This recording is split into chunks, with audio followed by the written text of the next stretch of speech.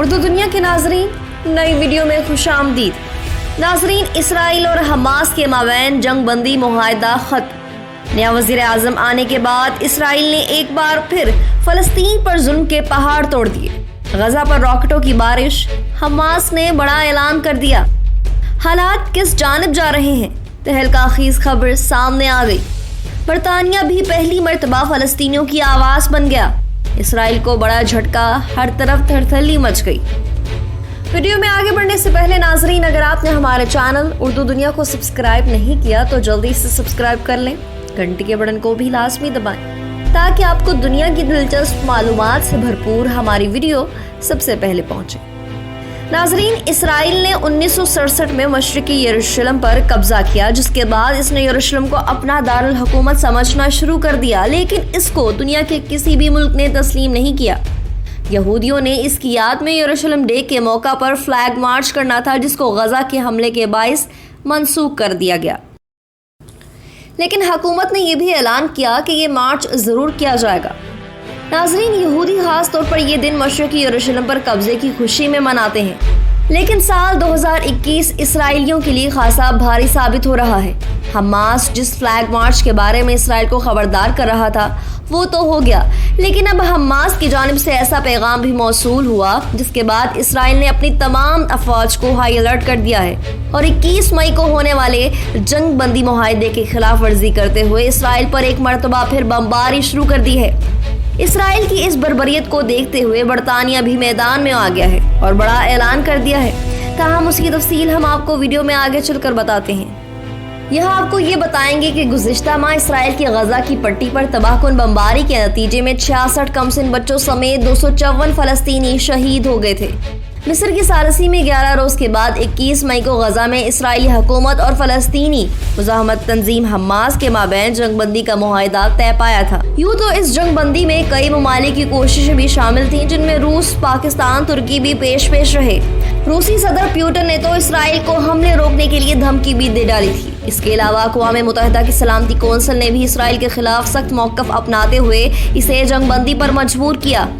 جنگ بندی کے بعد اسرائیل کے اندرونی معاملات خراب ہونا شروع ہو گئے اور حماس کے ہاتھوں پٹائی کو اسرائیلی صہیونی برداشت نہ کر سکے، جس کے بعد انہوں نے اپنے وزیر اعظم نیتن یاہو، جو کہ گزشتہ 12 سال سے اقتدار میں تھا، اسے اٹھا باہر پھینکا اور اس کی جگہ نفتالی بینٹ کو اپنا نیا وزیر اعظم منتخب کیا۔ نفتالی بینٹ کی حکومت چونکہ ایک کمزور اتحاد پر بنی ہے اور اسے صرف ایک ووٹ کی برتری حاصل ہے، جبکہ اس حکومت میں ایک مسلمان جماعت بھی شامل ہے۔ تاہم کہا جا رہا تھا کہ فلسطین پر اسرائیلی جارحیت میں کمی دیکھی جائے گی، مگر ایسا کچھ نہیں ہوا اور نئے اسرائیلی وزیر اعظم نے جنگ بندی معاہدے کی خلاف ورزی کرتے ہوئے غزہ پر ایک بار پھر بمباری شروع کر دی ہے۔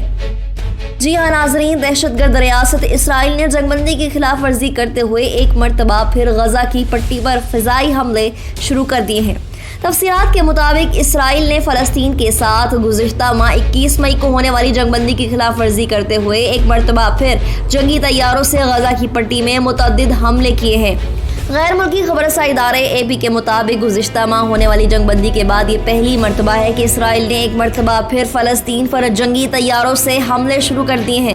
خیال رہے کہ گزشتہ ماہ 10 سے 21 مئی تک اسرائیلی فضائی حملوں میں 66 بچوں سمیت 248 افراد شہید اور 1948 زخمی ہو گئے تھے۔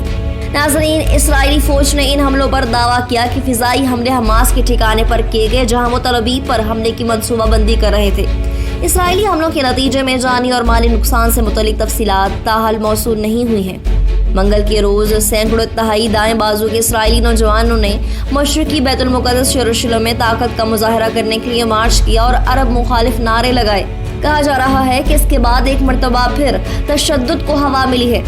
غزہ میں فلسطینیوں نے جنوبی اسرائیل میں آگ لگانے والے غبارے چھوڑے، جس سے کم 10 مقامات پر آگ لگ گئی۔ ایک موقع پر کئی درجن اسرائیلی نوجوان نے ہوا میں ہاتھ لہراتے ہوئے نعرہ لگایا کہ اربوں کی موت ہو۔ ایک اور عرب مخالف نعرے میں انہوں نے چیخ کر کہا کہ تمہارے گاؤں کو نظر آتش کریں۔ دوسری جانب اسرائیل کے وزیر خارجہ نے مارچ کی مذمت کی اور کہا کہ جو اسرائیلی مظاہرین جو نسل پرستی پر مبنی نعرے لگا رہے ہیں، دراصل وہ اسرائیلی لوگوں کے لیے ندامت کا باعث بن رہے ہیں۔ انہوں نے کہا کہ حقیقت یہ ہے کہ ان انتہا پسندوں کی وجہ سے اسرائیل کا پرچم نفرت اور نسل پرستی کی علامت بن چکا ہے، جو کہ ناقابل فہم اور نظر انداز ہے۔ اسرائیل میں برسر اقتدار آنے والی اتحاد جماعت میں شامل رام پارٹی کے منصور عباس نے کہا کہ مارچ علاقے کو آگ میں دھکیلنے کی کوشش ہے اور اس کی نیت نئی حکومت کو نقصان پہنچانے کی ہے۔ منصور عباس نے کہا کہ پولیس اور پبلک سیکیورٹی کے وزیر کو یہ پروگرام منسوخ کرنا چاہیے تھا۔ مغربی کنارے میں بین الاقوامی سطح پر حمایت یافتہ فلسطین اتھارٹی کے فلسطین کے وزیر اعظم محمد اشتی نے مارچ کو فلسطینیوں کے خلاف جارحیت قرار دیا۔ ہمسایہ ملک اردن میں وزارت خارجہ نے ایک بیان میں مارچ کو ناقابل قبول قرار دیتے ہوئے کہا کہ مارچ نے اسرائیل اور فلسطینیوں کے مابین پائے جانے والے تنازعات کو کم کرنے کی کوششوں کو ناکام بنا دیا ہے۔ اسرائیل کا دعویٰ تھا کہ 10 مئی سے 21 مئی تک حماس نے اسرائیل پر 3700 راکٹ داغے ہیں، جس کے نتیجے میں ایک بھارتی اور 2 تھائی شہریوں سمیت 12 افراد ہلاک اور 333 زخمی ہوئے ہیں۔ اسرائیلی فوج کا کہنا تھا کہ راتوں رات مسلح گروہوں نے جنوبی اسرائیل کی طرف 50 راکٹ فائر کیے، جن میں سے 10 دم توڑ گئے اور غزہ کے اندر ہی گر گئے۔ اسرائیلی فوج نے دعویٰ کیا تھا کہ انہوں نے رات میں جنوبی غزہ میں زیر زمین حماس کے 40 اہداف کو نشانہ بنایا۔ اسرائیل کی بمباری کے بعد غزہ کی پٹی 20 لاکھ آبادی عالمی امداد کی منتظر تھی، کیونکہ ہزاروں لوگ بے گھر ہو گئے تھے۔